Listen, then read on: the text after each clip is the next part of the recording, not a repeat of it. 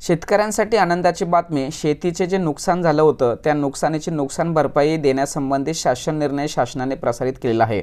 नेमकं कोणते तालुके या योजनेमध्ये आहेत किंवा कोणत्या तालुकांना किती रक्कम मिळालेली आहे, आपल्या तालुक्याचं नाव या शासन निर्णयामध्ये घेतलेलं आहे किंवा नाही, आपल्या तालुक्याला किती रक्कम मिळालेली आहे याविषयी संपूर्ण माहिती या व्हिडिओमध्ये आपण बघणार आहोत। चॅनलवरती जर नवीन असाल तर कृपा करा चॅनल सबस्क्राइब करा, अशाच महत्त्वपूर्ण व्हिडिओ या चॅनलवरती येत असतात।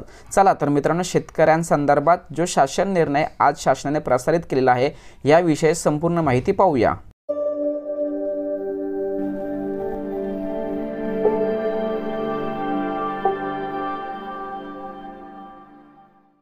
शेतकरी मित्रांनो, तुम्हाला शासन निर्णय समोर दिसत असेल। डिसेंबर 2023 जानेवारी 2024 या कालावधीमध्ये अवेळी पावसामुळे झालेल्या शेती पिकाच्या नुकसानीकरिता मदत देण्यासाठी निधी वितरित करण्यासंदर्भात शासन निर्णय या ठिकाणी दिलेला आहे।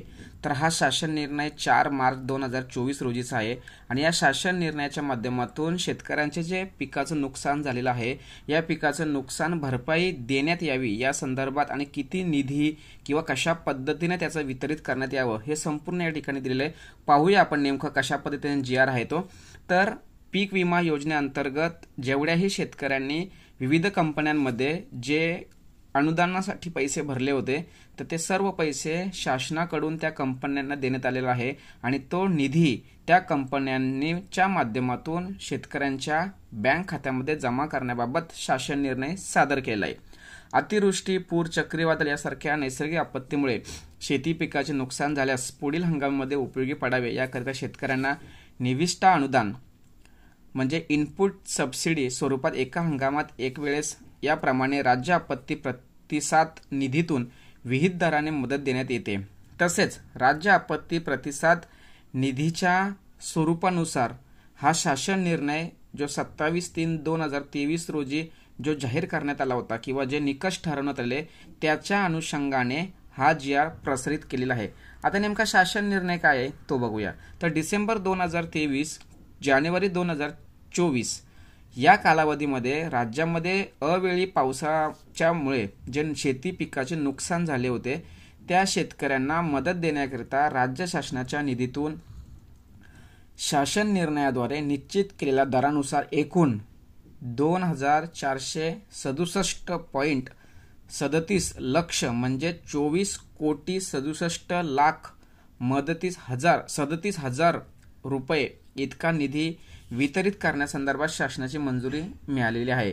आता सगळ्यात महत्त्वाचं म्हणजे हा जो चौथा मुद्दा तुम्हाला यासमोर दिसतोय, लाभार्थ्यांना मदत वाटपाची कार्यवाही पूर्ण झाल्यानंतर लाभार्थ्यांची यादी व मदतीचा तपशील जिल्ह्याच्या संकेतस्थळावरती प्रसिद्ध करण्यात यावा।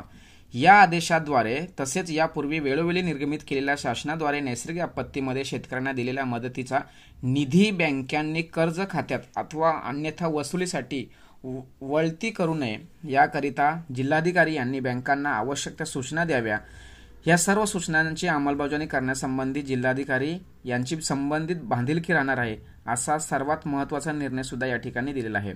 सदर निधीतून करण्यात येणारा सर्व खर्च लेखे निधी अर्हित करण्यात येणाऱ्या कार्यालयाच्या स्तरावर ठेवण्यात यावेत व करण्यात आलेल्या खर्चाचा कोषागार कार्यालय महालेखापाल कार्यालयाशी संपर्क साधायला पाहिजे। राज्य आपत्ती प्रतिसाद निधीतून तसेच राज्य शासनाच्या निधीमधून उपलब्ध करून दिलेल्या उपरोक्त निधी खर्ची पडल्यानंतर तातडीने निधीची उपयुक्तता प्रमाणपत्रे संबंधित प्राप्त करून घेऊन एकत्रित त्या शासनाकडे सादर करण्याची संबंधित जबाबदारी ही विभागीय आयुक्तांची असणार आहे। आता नेमका हा शासन निर्णयाद्वारे त्यांनी कोणकोणत्या जिल्ह्यांना हा निधी वितरित झालेला आहे या संदर्भात सुद्धा या ठिकाणी दिलेले आहे। तर नाशिक जिल्ह्यामध्ये सुद्धा जे पिकांचं नुकसान झालेलं आहे अशा शेतकऱ्यांना पैसे वाटप झालेले आहेत।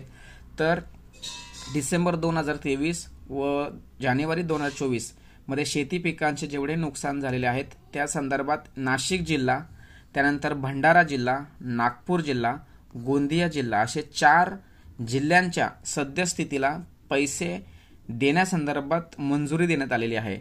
तर तुम्हाला समोर दिसत असेल की नेमकं कशा पद्धतीने म्हणजे नाशिक जिल्ह्याला 4.70 लक्ष, त्यानंतर भंडारामध्ये सर्वात जास्त रक्कम मिळालेली आहे 589.65 कोटी रुपये मिळाले आहेत।